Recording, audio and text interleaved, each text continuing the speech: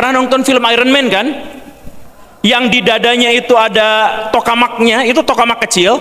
Nah, Cina tuh punya yang segede gaban, yang oleh media-media Indonesia culunnya disebut sebagai matahari buatan gitu. Sampai sekarang kebutuhan kita impor terhadap beras Tiongkok, beras Vietnam, beras Thailand itu terus meningkat dari tahun ke tahun karena jumlah petani semakin menyusut, jumlah sawah makin habis. Lalu kita berpikir bahwa tahun 2045 kita akan berubah menjadi negara lumbung pangan dunia. Logikanya di mana?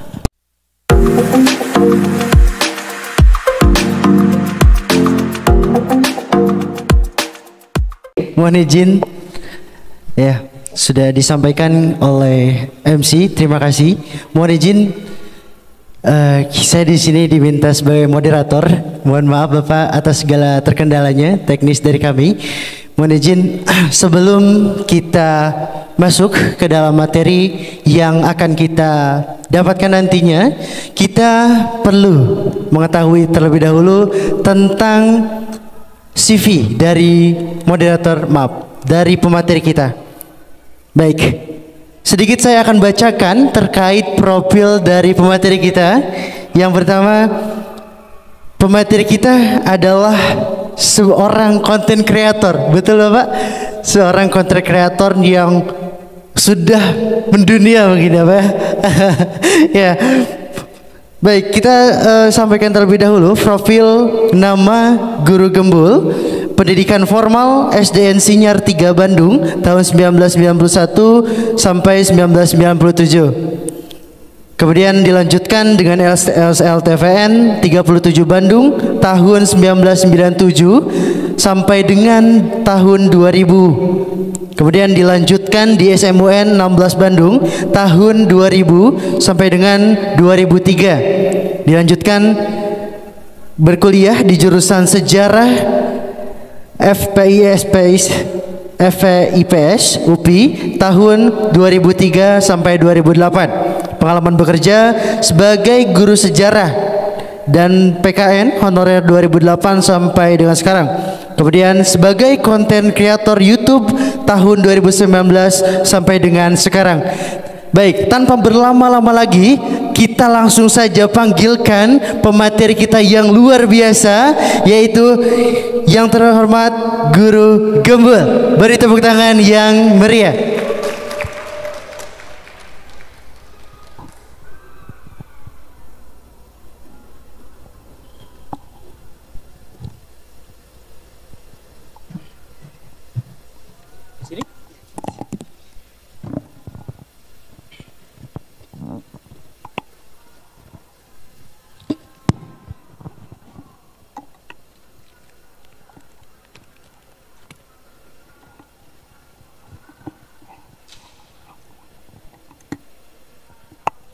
Baik, mohon izin Bapak, bagaimana kabarnya? Sehat Bapak? Sehat. Ya, semoga semoga kita di sini dapat ilmu juga dari Guru Gembul, karena memang kita tahu bahwa Guru Gembul ini adalah sosok yang sering kita lihat bahwa di dunia perpolitikan, di dunia kemudian sosialis, kemudian filosofis, sudah banyak sekali mengemukakan pendapat-pendapat yang memang dikutip oleh kita selaku mahasiswa dan seluruh masyarakat Indonesia. Baik.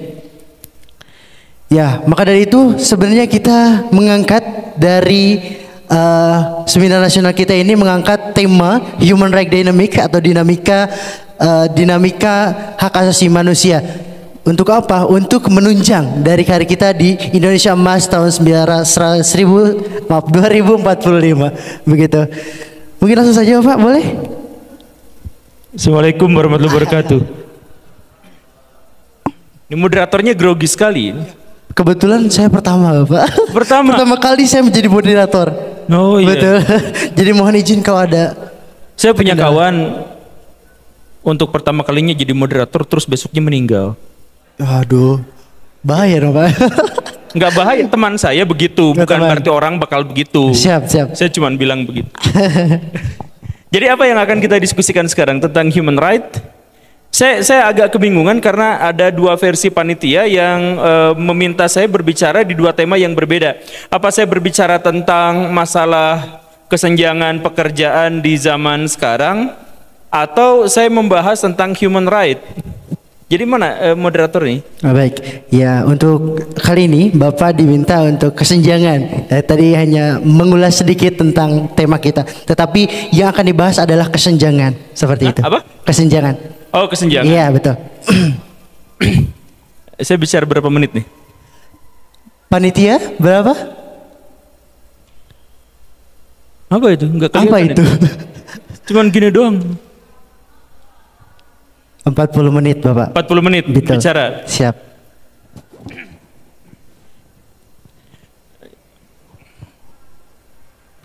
Sebentar. Punten.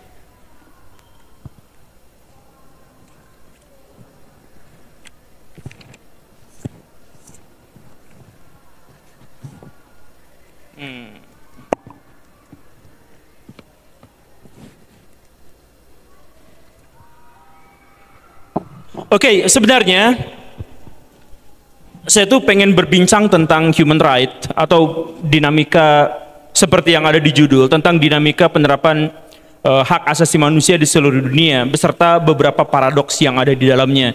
Dan paradoks-paradoks itulah yang pada akhirnya menyebabkan prinsip universalisme dari hak asasi manusia itu tidak mungkin bisa diterapkan.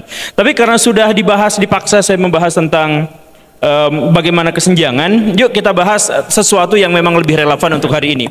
Jadi gini, masalah kesenjangan pendidikan di Indonesia dengan jumlah tenaga kerja di Indonesia itu terkait dengan beberapa hal. Yang pertama itu adalah, kita mulai dari hal yang sederhana. Kualitas sumber daya manusia di Indonesia itu adalah salah satu yang paling pesimistik di seluruh dunia. Jadi misalkan kita lihat bagaimana karakteristik generasi-generasi yang akan menjadi usia produktif di masa depan dalam beberapa tahun ke depan. Kita mengetahui bahwa siswa dan mahasiswa di Indonesia menempati peringkat yang sangat rendah untuk kemampuan berlogika. Logika bahasa kita itu ternyata hanya sekitar 20-30% orang yang benar-benar memahaminya. Jadi ada sebuah kriteria di mana misalkan hanya sepertiga anak-anak di Indonesia yang bisa menemukan kalimat inti dari sebuah paragraf. Di Indonesia itu cuma sepertiganya. Kemampuan mereka dalam logika dasar matematika itu juga salah satu yang terendah di seluruh dunia. Hanya 20% yang mampu dasar-dasar logika matematika. Dan kemudian masalah yang lebih buruknya lagi adalah sains. Masyarakat Indonesia itu relatif tidak peduli pada sains. Bahkan sains yang populer pun mereka cenderung tidak peduli. Nah, dari hal-hal yang seperti ini bisa kita lihat bahwa sebenarnya kita tuh tidak mungkin dalam konteks ini, dengan kriteria ini, kita tidak mungkin bisa bersaing dengan negara-negara di luar sana. Kalau misalkan kita mau menatap tahun 2045. Karena tahun 2045 itu berarti apa? 2045 itu adalah singularitas dari artificial intelligence, di mana artificial intelligence itu akan menjadi lebih cerdas daripada seluruh gabungan manusia di seluruh dunia dalam sejarah. Digabungin masih lebih cerdas AI. Tahun 2045 itulah yang disebut dengan singularitas. Tahun 2045 orang-orang Amerika Serikat itu sudah selesai dengan komputer kuantumnya.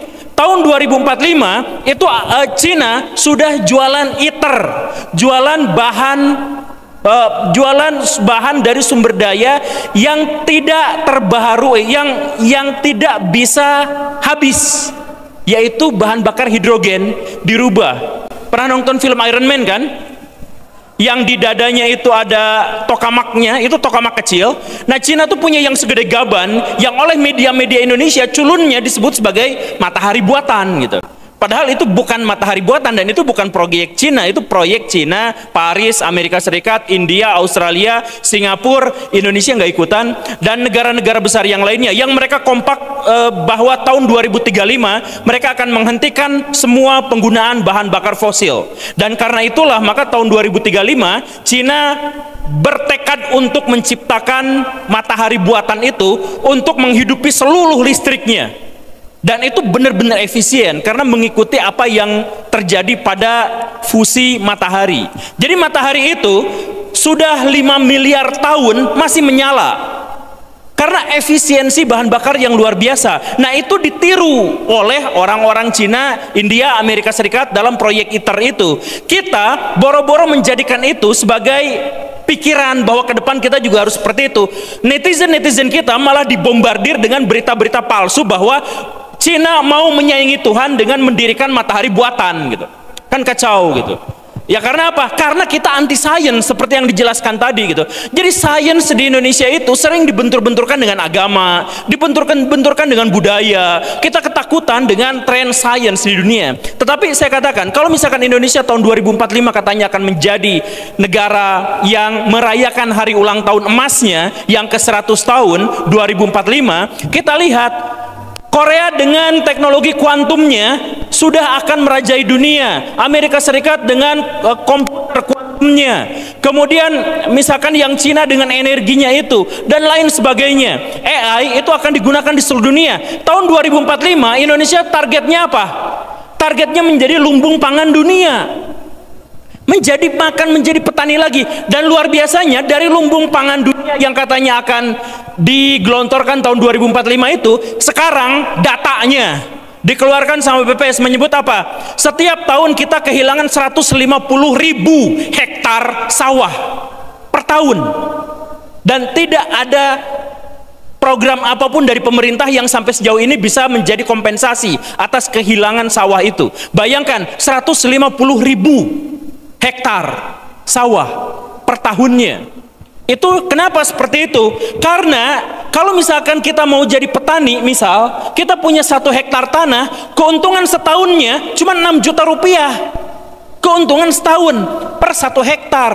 Seandainya itu dijadikan lapangan futsal, dijadikan restoran, dijadikan parkir mobil, itu keuntungannya jauh lebih besar. Makanya orang-orang yang cerdas gak akan ada yang mau jadi petani. Karena kalau jadi petani di Indonesia, keuntungannya sangat-sangat kecil. Dan karena keuntungannya sangat kecil, maka tidak akan ada yang mau punya sawah. Karena itu setiap orang yang punya sawah, kalau dia punya kesempatan untuk menjualnya, pasti dijual, pasti alih fungsi, dan akhirnya kita kehabisan bahan pangan tahun 2045. Bukan kita menjadi lumbung pangan dunia. Sampai sekarang kebutuhan kita impor terhadap beras Tiongkok, beras Vietnam, beras Thailand itu terus meningkat dari tahun ke tahun karena jumlah petani semakin menyusut, jumlah sawah makin habis. Lalu kita berpikir bahwa tahun 2045 kita akan berubah menjadi negara lumbung pangan dunia. Logikanya di mana? Kan gak ada. Nah, dari situ masalah berikutnya muncul. Kenapa bisa seperti itu? Karena sumber daya manusia Indonesia itu kurang. Seperti yang tadi dijelaskan, misalkan kemampuan kita dalam bernalar sedikit, kemampuan kita dalam berbicara sedikit, kemampuan dalam beretorika tidak banyak. Jadi ada sebuah fenomena yang unik yang saya temukan ketika saya berbicara dengan Kementerian Pendidikan, berbicara tentang kurikulum merdeka, mereka berbicara tentang ide-ide ideal. Ketika saya sampai ke bawah, saya guru honorer sampai sekarang, saya dilatih oleh dinas pendidikan gini. Ternyata yang diajarkan tentang kurikulum merdeka itu apa? Yang diajarkan itu adalah birokrasi, administrasi, yang sama sekali jauh dari ide-ide yang digelontorkan oleh pemerintah. Kata pemerintah, ini kata pemerintah nih, administrasi guru itu buang aja kalau itu merusak pembelajaran di kelas. Tapi ketika saya masuk ke bawah, lebih baik bikin administrasi dan itu harus meninggalkan kelas tidak apa-apa. Yang penting administrasi laporannya harus disetorkan. Kan ngaco. Kenapa seperti itu? Karena tidak ada orang yang mampu menyampaikan pesan-pesan secara lugas dari atas ke bawah. Birokrasinya luar biasa, akhirnya distorsinya juga luar biasa. Nah, ini terjadi di seluruh kementerian di Indonesia. Dari atas kayak gimana sampai ke bawahnya beda gitu. Akhirnya program-program pemerintah kacau. Dan kenapa program pemerintah kacau? Karena ternyata, saya mohon maaf, saya tidak sebutkan semuanya, tapi birokrat-birokrat di Indonesia itu adalah salah satu birokrat yang paling mengerikan di dunia. Coba bayangkan, misalkan, gimana cara kita menyelenggarakan pendidikan? Toh kita dicap sebagai negara penyelenggara pendidikan terburuk dari tahun 2003 sampai sekarang. Kita terburuk papan bawah, tiga strip papan bawah terus-terusan. selama lebih dari 20 tahun. Kenapa seperti itu?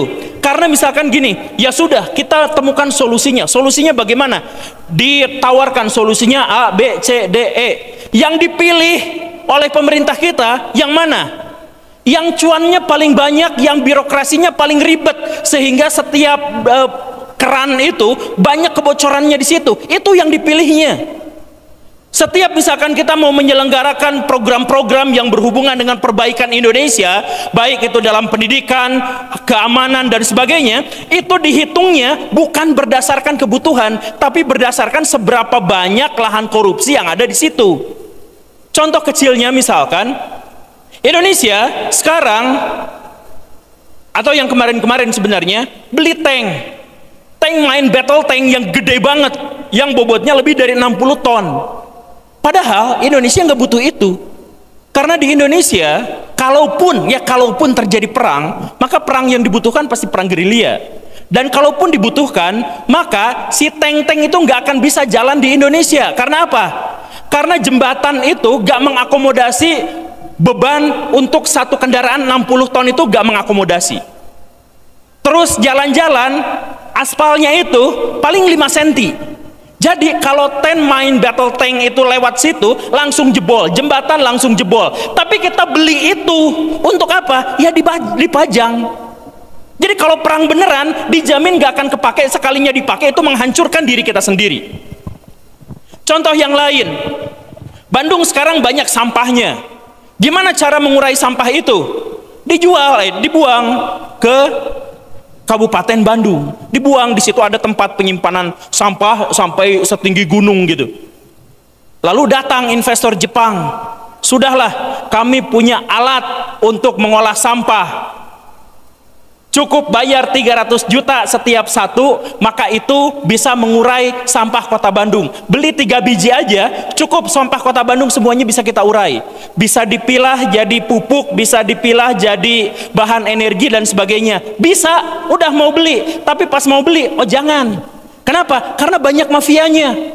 Jadi mendingan dikesanain, biar apa? Biar kota Bandung bayar 12 miliar per tahun untuk orang-orang sana, daripada beli 900 juta rupiah untuk mengelola sampah. Kan sebenarnya solusinya udah ada, tapi karena kita itu dipenuhi oleh birokrat-birokrat yang korupsi, maka lebih banyak kita menggunakan bahan-bahan yang menghasilkan kemungkinan atau akses korupsi daripada yang biasa aja. Nah, sekarang kita lihat sumber daya manusia kita seperti itu. Jadi secara akademik bermasalah, mentalitas kita juga bermasalah. Kalau sudah seperti itu solusinya apa? Coba bayangkan, sekarang kita berbicara di ladang akademik, yang hadir berapa? Sedikit. Coba kita berbicara dalam ladang hiburan, berapa banyak yang hadir? Mahasiswa itu adalah orang-orang yang di masa depan akan menggenggam Indonesia karena otoritas akademik yang mereka miliki. Tapi ketika mereka disuguhkan pada acara-acara akademik, maka mereka tidak akan hadir. Tapi tolong ganti ini judulnya, misalkan jadi lomba karaoke apa segala rupa yang kayak gitu, penonton akan jauh lebih banyak. Bukan hanya di sini, tapi di mana-mana. Nah, kalau memang realitasnya adalah seperti itu, bahwa secara akademik kita bermasalah dan secara mental kita juga bermasalah, apakah kita bisa menatap dengan optimis tahun 2045? Saya diminta oleh panitia untuk ajukan solusinya. Oh, saya ajukan solusinya. Ini sedikit saja solusinya. Kemarin saya ke Cina pakai Google Earth. 10 tahun yang lalu saya juga datang ke sana. 10 tahun lalu dengan sekarang itu benar-benar beda Cina tuh. Jadi Cina dulu sekitar 10 sampai 15 tahun yang lalu itu di depan mall itu ada toilet. Toiletnya itu ketutupnya itu cuman bagian sini sama bagian sininya aja gitu. Jadi kalau misalkan ngelewat ke depan orang yang lagi toilet, orang yang lagi ngeden tuh kelihatan banget mukanya gitu. Karena yang di dalam toilet tuh kelihatan, gak ditutupin. Karena joroknya luar biasa. Orang Cina tuh joroknya luar biasa. Kalau makan, utrat-atret kemana-mana gitu sih itunya teh. Terus sendawa, bener-bener tidak beradab gitu kelihatannya. Kemudian sampah di mana-mana. Main ke Beijing itu kotor luar biasa, gelap itu langit gara-gara polusinya habis-habisan. 15 tahun kemudian datang ke sana, bersih. Bandung tuh gak ada apa-apanya. Bandung tuh kalau misalkan saya pagi-pagi lihat Gunung Manglayang tuh hampir gak kelihatan gara-gara polusi. Tapi kalau pas main ke sana, gunung-gunung di pinggir kota itu kelihatan semuanya gara-gara udaranya sangat bersih. Terus gak ada kemacetan, gak ada juga kendaraan-kendaraan yang bau. 90% kendaraan di sana listrik, 10%-nya itu bensin. Yang 90%, yang 100% dari mobil di sana itu adalah mobil nasional. Kok jadi sangat bagus seperti ini hanya dalam 15 tahun? Kok bisa seperti itu? Dulunya jauh lebih buruk daripada Indonesia. Sekarang pendapatan per kapitanya itu 3 kali lipat Indonesia. Dan berhubung bahwa mereka itu adalah negara yang jumlah penduduknya sekitar 5 kali lipat dari kita, maka kemakmuran mereka itu berarti 15 kali lipat daripada Indonesia, dan itu bisa mereka raih dalam 15 tahun. Karena sebelumnya pendapatan per kapita mereka itu hanya sekitar 1/3 dari Indonesia. Sekarang 3 kali lipat dalam 15 tahun. Kok bisa seperti itu? Kenapa? Kan mereka tuh jelek banget. Lebih jelek daripada orang Indonesia sekarang. Kalau misalkan di data soal pendidikan mereka lebih jelek, soal mentalitas mereka lebih jelek, korupsi mereka lebih tinggi, kemudian kebocoran anggaran dan sebagainya mereka masih lebih tinggi, kerusakan lingkungan di sana parah, sumber daya alam mereka habis-habisan. Jauh lebih jelek daripada Indonesia, tapi 15 tahun kemudian jauh lebih baik daripada Indonesia. 15 kali lipat lebih makmur daripada Indonesia. Kenapa bisa seperti itu? Karena mereka menganut Konfusianisme. Jadi mereka itu kalau beragama gak munafik. Beda sama negara kita. Kalau negara kita itu kita teriak-teriak tegakkan syariat Islam, halal haram dan sebagainya, tapi kita sangat mencintai korupsi. Bahkan ketika kita hujat habis-habisan koruptor, pas ke Indomaret kita bayar 2.000 ke preman nyogok agar kita tidak diapa-apain. Itulah kita gitu. Jadi kita tuh gak ada amar ma'ruf nahi mungkarnya, kecuali setiap seminggu sekali ada ustadz di masjid yang ceramah Jumatan. Sabar terdiri dari 3 bagian. Ini. Gak ada yang relevansi buat kehidupan sehari-hari kita gitu. Jadi agama disimpan di satu tempat, sedangkan kehidupan sehari-hari kita tidak menjalankan agama itu.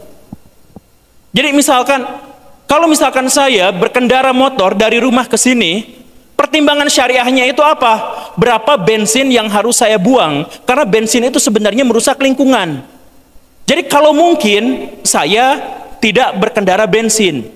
Itu adalah pertimbangan syariah, karena hanya satu-satunya agama, yaitu Islam, yang mengatakan soal kerusakan lingkungan di langit dan di udara dan di darat dan di air. Cuman satu-satunya, agama yang lain tidak.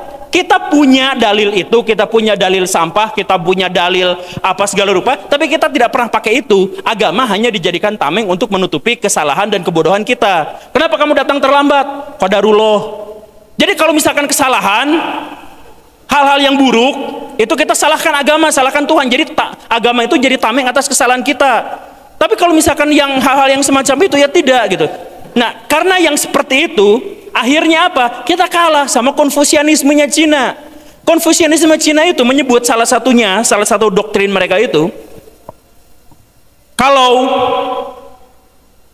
ada ikan yang busuk, maka yang pertama kali busuk itu adalah kepalanya.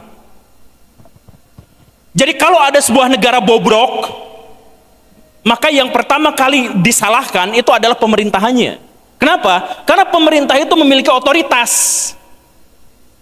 Jadi kalau misalkan dia tidak mampu mengubah Indonesia menjadi lebih baik, itu gara-gara otoritasnya. Saya misalkan, saya ingin mengubah Indonesia menjadi lebih baik, saya akan canangkan program sekolah gratis. Kan saya tidak memiliki otoritas untuk itu. Saya akan bikin jembatan dari Papua sampai Aceh, tidak berhenti. Kan saya tidak memiliki otoritas untuk itu. Yang memiliki otoritas itu adalah pemerintah. Jadi kalau misalkan negara ini bobrok, hancur, maka dalam teori Konfusianisme yang masalahnya itu adalah pemerintahnya. Katanya begitu menurut orang-orang Cina. Jadi kalau misalkan ada sebuah tentara yang berperang dan dia kalah, jangan salahkan prajuritnya yang maju di medan laga, karena mereka hanya mengikuti perintah dari jenderalnya. Kalau misalkan dalam sebuah peperangan kalah, yang pasti harus disalahkan itu adalah jenderalnya. Kan rumus sederhananya seperti itu Konfusianisme. Saya nggak bilang bahwa kita juga harus menyalahkan pemerintah, kan mereka juga capek disalahin terus. Gimana saya disalahin, kan saya dipilihnya sama kalian, kan gitu. Kalau di Indonesia gitu. Tapi kalau misalkan di Cina itu, karena pemerintah itu menjadi pusat otoritas, maka mereka gunakan otoritas itu sepenuhnya, dan mereka mengatur, mengontrol, bahkan sampai pada bagian-bagian paling privat dari kehidupan individu masyarakatnya. Di Cina tuh gitu. Ini kalau misalkan mau ngikut solusi di sana gitu ya. Jadi maksudnya gini, Indonesia bisa maju nggak tahun 2045? Oh enggak. Kenapa? Waktu saya main ke Swiss lewat Google Earth, di sana rata-rata jam kerja formal orangnya itu adalah 5 jam dalam sehari. Di Indonesia adalah negara dengan pemegang handphone terlama di dunia, 6 jam per hari rata-ratanya. Dan apa yang ditonton? Scroll TikTok, short YouTube, Reels. Apakah mereka mencari ilmu pengetahuan? Tidak. Apakah mereka mencari pencerahan? Tidak. Yang mereka cari itu adalah hiburan yang menguras dopamin mereka sampai habis, sampai ada pada titik di mana sebagian besar masyarakat Indonesia sekarang mengalami gangguan mental gara-gara mereka nyandu sama sesuatu yang mereka gak bisa temukan di dunia nyata. Kan gitu. Itu rusaknya Indonesia. 6 jam sehari nonton TikTok untuk menghabiskan dopamin mereka. Riset nih, riset. Saya serius dengan riset. Riset menyebutkan bahwa TikTok membuat candu dan akhirnya merusak otak. Itu hasil riset. Ada 3 jurnal ilmiah yang telah membahas itu. Salah satunya bahkan ditulisnya di Cina. Kalau misalkan seperti itu, ini menurut risetnya begitu, kata Cina, ya udah, saya banner TikTok dari negara saya. Itu kata Cina, kata Xi Jinping. Nanti itu melanggar hak asasi manusia, hak privasi setiap orang. Bodoh amat, gak peduli, karena kami pemilik otoritas, kami bertanggung jawab terhadap negara dan masa depan rakyat. Kami tidak mau ambil resiko atas kerusakan di masa depan. Jadi apa? TikToknya di banned, boleh nonton boleh, tapi hanya 40 menit sehari. Dan 40 menit sehari itu isinya juga sudah disaring, isinya bagus-bagus semua. Soal pendidikan, soal kebudayaan, soal sains. Dan setelah mereka nonton TikTok lebih dari 40 menit, kalau mereka ngotot, maka TikToknya mati dulu, mati sendiri di HP-nya. Karena apa? HP-nya dikontrol sama pemerintah. Dikontrol. Demi apa? Ya demi kebaikan di masa depan. Karena orang-orang Cina berpikir bahwa kalau kami dibiarkan dengan demokratisasi, dibiarkan dengan kebebasan setiap orang melakukan apapun, maka kami tidak akan melakukan apapun. Coba misalkan ini saya cek di sini ya, buat orang-orang yang ada di sini saja. Pernah nggak waktu sekolah di SMA ada sebuah momen di mana guru tidak masuk? Pernah? Dan apa yang dilakukan oleh siswa ketika KM mewartakan bahwa guru nggak masuk? Hore, gitu kan? Artinya apa?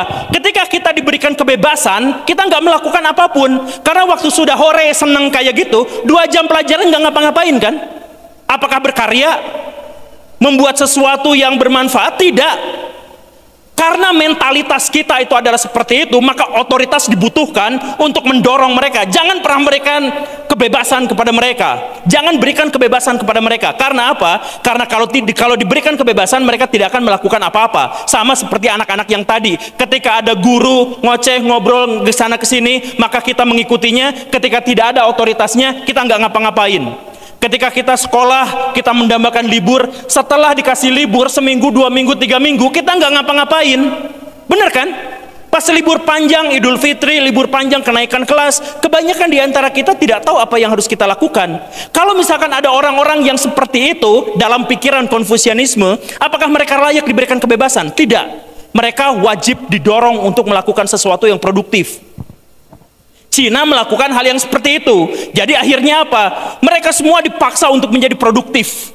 Mereka membuat ini dan itu. Mereka membuat dari mainan terkecil yang harganya 500 perak yang dijual di warung-warung itu, itu lihat cek masih ada tulisan made in China. Sampai salah satu mesin terbesar di dunia, yang mesin bor itu, yang ngebor gunung kemarin untuk bikin kereta cepat itu semuanya buatan Cina. Mereka bikin semua. Kenapa? 1,4 miliar manusia yang ada di sana dipaksa untuk menjadi produktif. Dan akhirnya apa? Sekarang ekonomi mereka enak, sejahtera. Mereka baca buku apa aja bebas. Mereka kuliah di mana aja bebas. Saya pas di sana itu menemukan sesuatu yang unik. Ketika di Indonesia, sekolah yang luar biasa itu sekolah internasional. Kuliah yang luar biasa itu kuliah di luar negeri. Di Cina, kuliah di luar negeri itu memalukan. Rumusnya orang Cina itu adalah kalau mereka gagal masuk ke universitas negeri, itu malunya sampai 7 turunan. Biar nggak malu, biar nggak menanggung malu, mereka kuliah di luar negeri agar aibnya tidak dibincangkan. Jadi mereka kuliah di luar negeri itu, di Amerika Serikat, di Eropa, adalah untuk menutup malu. Karena apa? Karena sebenarnya universitas mereka juga bagus. Nah, di Indonesia kan nggak seperti itu. Karena apa? Karena kuliah pun anak-anak di Indonesia itu bahkan tidak tahu kenapa saya harus kuliah jurusan ini.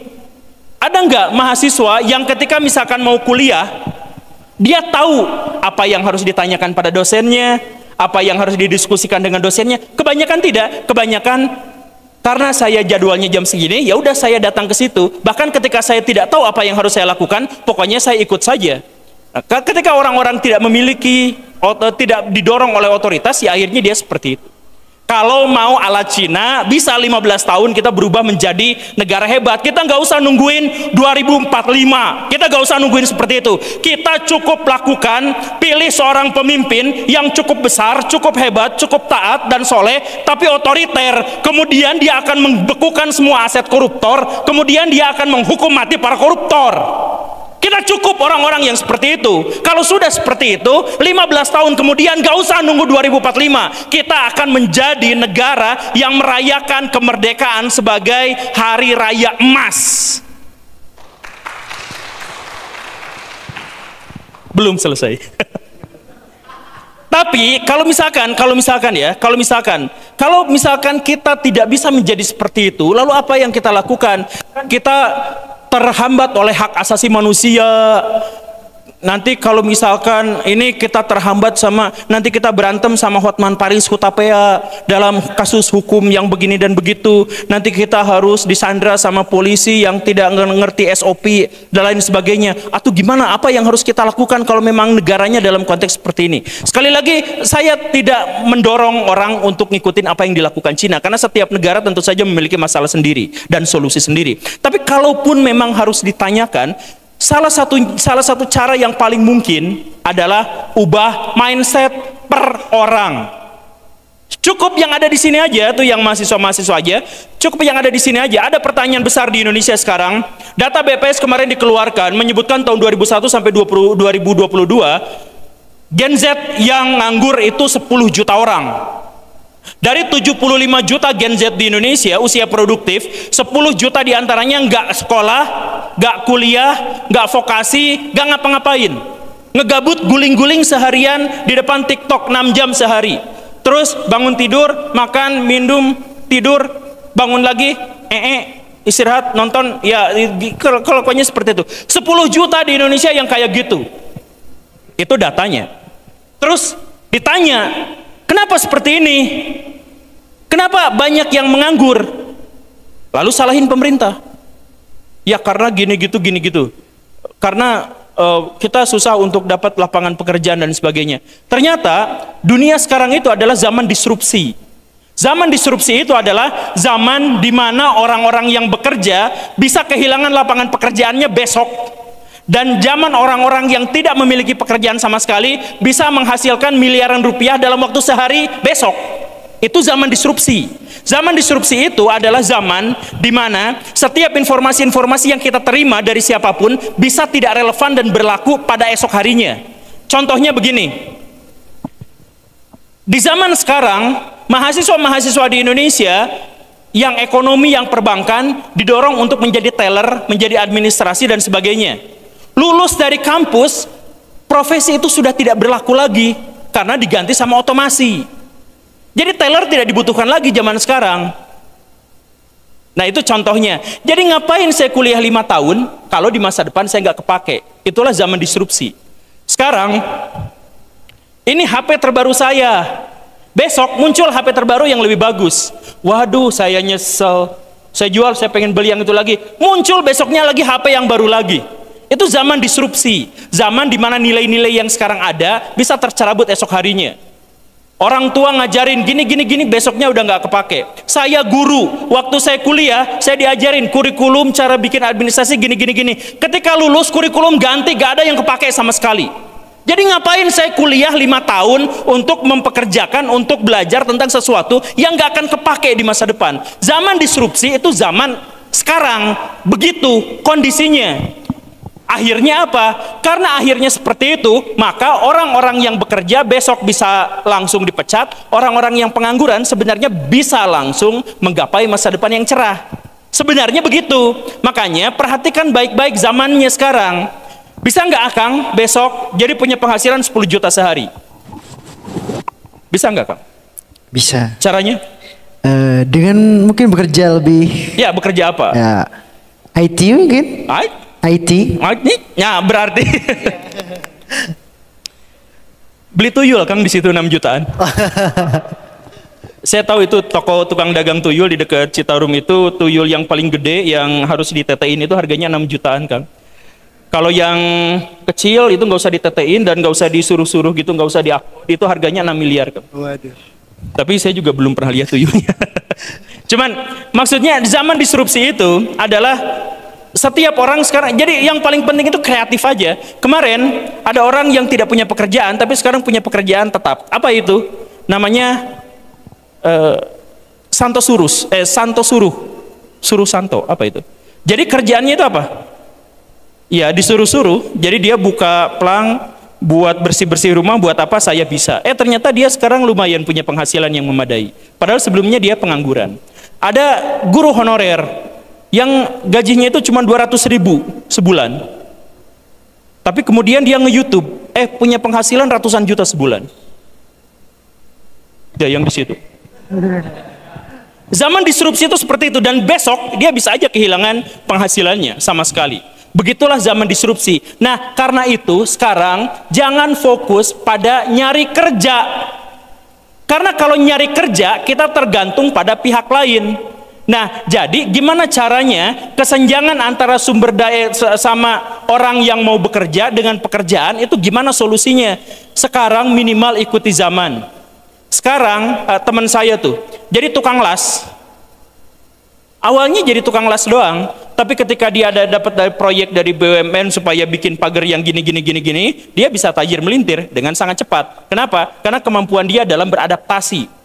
Teman saya tukang dagang bebek. Sebulan dia punya penghasilan 120 juta rupiah dari kerja cuma 5 menit atau kurang dari itu, karena kerjaannya cuma gini. Dia nggak punya modal sama sekali, 100% nggak punya modal, nggak punya tanah, nggak punya peternakan, nggak punya pegawai, nggak punya apa-apa, tapi penghasilannya 120 juta rupiah dagang bebek. Apa yang dia lakukan? Pagi-pagi dia nelpon, Pak Haji, nanti saya ambil bebek ya 200 ekor. Siap, nanti uangnya saya transfer. Padahal dia nggak punya uang. Tutup, angkat telepon berikutnya. Jack, make eta si mobil call eta bawanya tipe Haji 200 bebek. Siap. Tutup lagi, terus angkat lagi, orang Tegal. Pak, Mas, maaf ya, nanti sore ada anak buah saya yang mau nyetok bebek 200 ekor. Nanti kirim duitnya ke saya. Oke, siap. Jadi kerjanya dia nggak punya peternakan, nggak punya apa, semuanya dia nggak punya. Yang dia lakukan adalah ngambil dari peternak 200 ekor bebek. Satu bebeknya pada waktu itu pas kenalan sama saya itu 75.000 rupiah per satu ekor bebek. Kemudian dia bawa pakai kol, sekali berangkatnya 200. Sewa kol 4 juta rupiah doang bolak-balik. Kemudian dia sampaikan ke penjual bebek yang ada di Tegal itu, dia jual satunya 120.000 per bebek. Jadi keuntungannya berapa itu? Dari 75 jadi 450.000 per satu ekor bebek. kali 200. Cuman dipotong 4 juta rupiah untuk bayar sewa mobil dan sewa sopir. Dia kerjanya cuma nelpon 5 menit sehari pagi-pagi itu. Terus nanti dia ditransfer dari tukang bebeknya, dari orang yang nerima bebek, sama dia transfer lagi ke orang yang ternak bebek. Udah selesai, dia nggak ngapa-ngapain. Penghasilannya dalam sebulan dia ngirim antara 10 sampai 12 kali pengiriman bebek. Jadi keuntungan dia sekitar 120 juta rupiah sebulan. Kerja cuma 5 menit. Apakah pekerjaan tukang bebek itu harus kuliah 5 tahun? Tidak usah. Tapi dia bisa melakukannya. Karena apa? Zaman disrupsi. Zaman dimana kalau kita kreatif sedikit, menemukan titik poin, maka kita akan mendapatkan penghasilan. Jadi rumusnya sekarang, kalau menganggur sama dengan sebenarnya gagal untuk menemukan, gagal untuk beradaptasi terhadap zaman. Jadi bukan gara-gara dia orang kecil nggak kuliah, bukan gara-gara apa, tapi gara-gara dia gagal menemukan sebuah momen di mana dia bisa mendapatkan penghasilan yang jauh lebih besar. Itu saja. Jadi mulai sekarang, pikirkan dengan sekreatif mungkin aja. Teman saya kemarin pengangguran, tapi sekarang dia dapat job. Job apa? Streamer TikTok untuk jualan baju. Dia nggak punya produk, nggak punya apa, dia cuma streaming sejam berapa gitu, jualin ini, udah dia dapat duit banyak. Zaman sekarang tuh banyak yang kayak gitu. Jadi kalau misalkan ditanya soal adanya kesenjangan antara tenaga kerja dengan sedikitnya lapangan pekerjaan, zaman disrupsi itu semuanya tidak relevan karena setiap orang bisa mendapatkan penghasilan yang sangat besar. Sebaliknya, setiap orang bisa tidak memiliki penghasilan apapun, dan itu semuanya tidak terkait dengan pendidikan, tidak terkait dengan pengalaman, tapi terkait dengan keterampilan dia dalam beradaptasi terhadap zaman penuh disrupsi. Ayo kita diskusi. Assalamualaikum warahmatullahi wabarakatuh.